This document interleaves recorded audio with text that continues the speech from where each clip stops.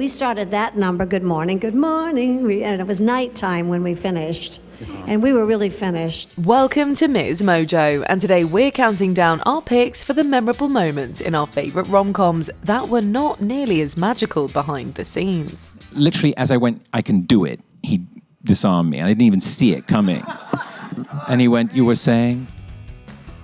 Number 10. The helicopter rescue. Anyone but you. You're not getting in that water, mate. And I'm like, yeah, we're going to be in the water. He goes, it's the shackiest waters in all of Australia. In this enemies to lovers story, Glenn Powell and Sydney Sweeney play two single people who pretend to date each other during a destination wedding. In a typical series of mishaps and romantic gestures, they end up stranded in the Pacific Ocean together. Promise me if we make it out alive, we'll go see that from dry land.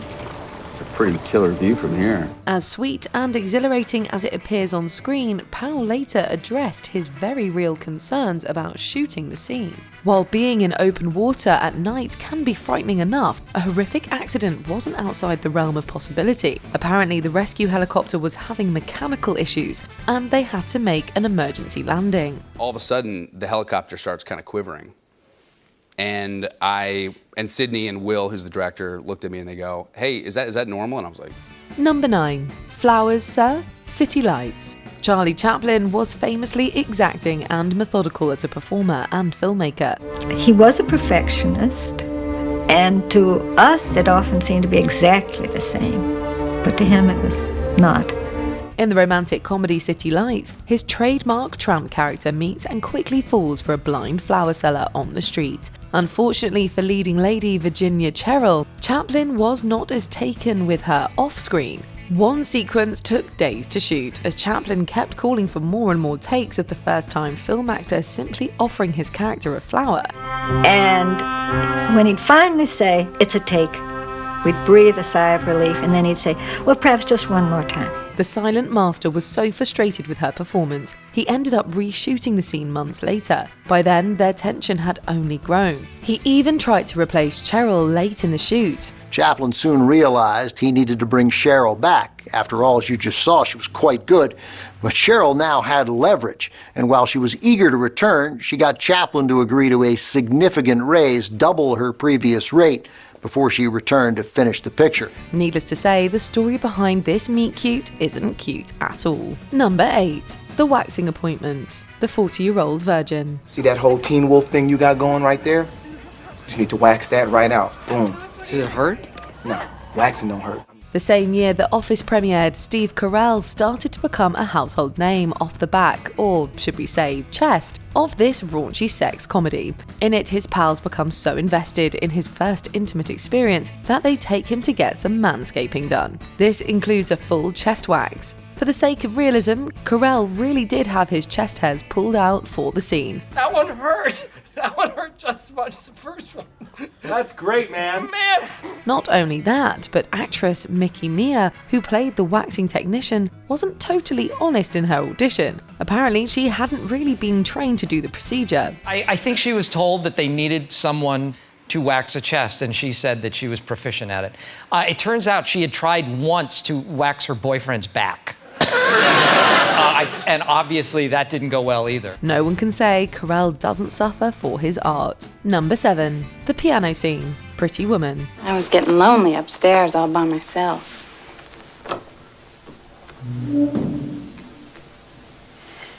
Gentlemen, would you mind leaving us, please?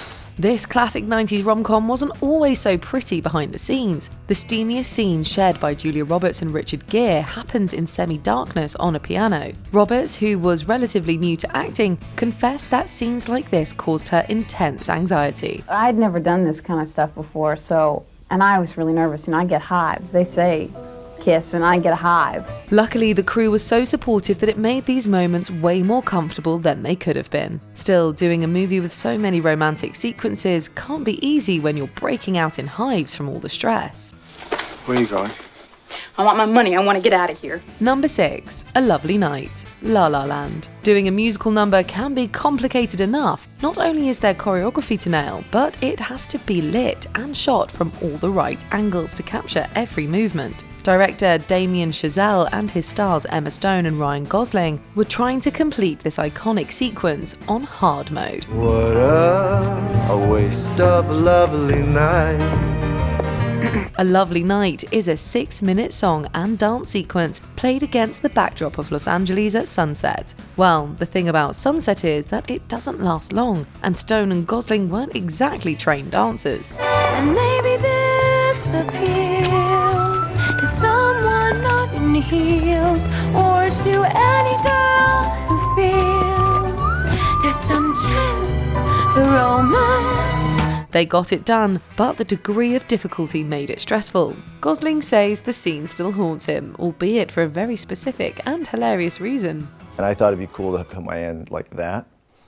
Even though everyone told me it wasn't cool, I was sure that that was cooler than that. And now when I look at it, and I have to see it all the time, you know what would have been cooler than this?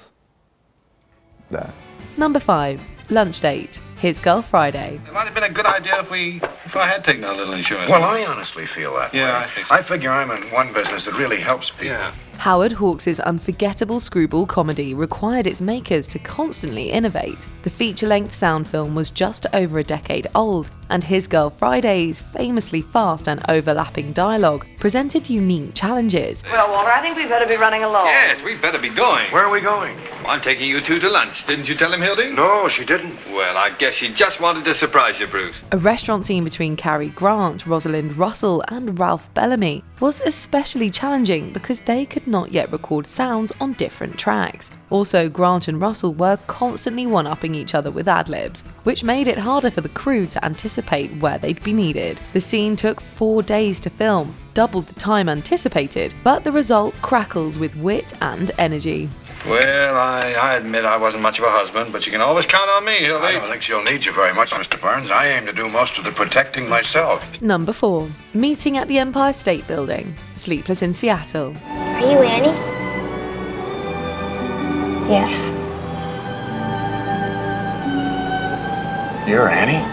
Tom Hanks and Meg Ryan are a classic rom-com pairing in this 1993 Nora Ephron film. In Sleepless in Seattle, the famed New York landmark becomes the site of the climactic meeting between a widower and a reporter, but getting permission to film at the Empire State Building proved to be incredibly difficult. Ephron even had to hound the publicist of the building's owner, Leona Helmsley, who was in jail for tax evasion at the time. There's someone I was supposed to meet. He's probably not there, but if I don't at least look, I'll always wonder about it. Though she was successful, the production only had access to the building for 6 hours, but Ephron and her crew made it happen. We better go.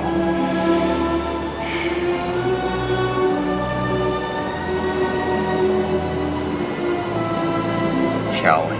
Number 3. Wesley vs. Inigo Montoya, The Princess Bride. You are wonderful. Thank you.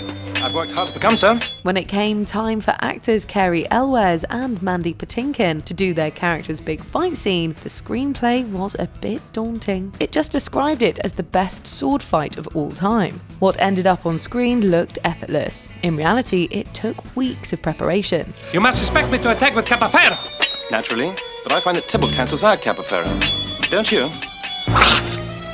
Unless the enemy has a study, he's a gripper.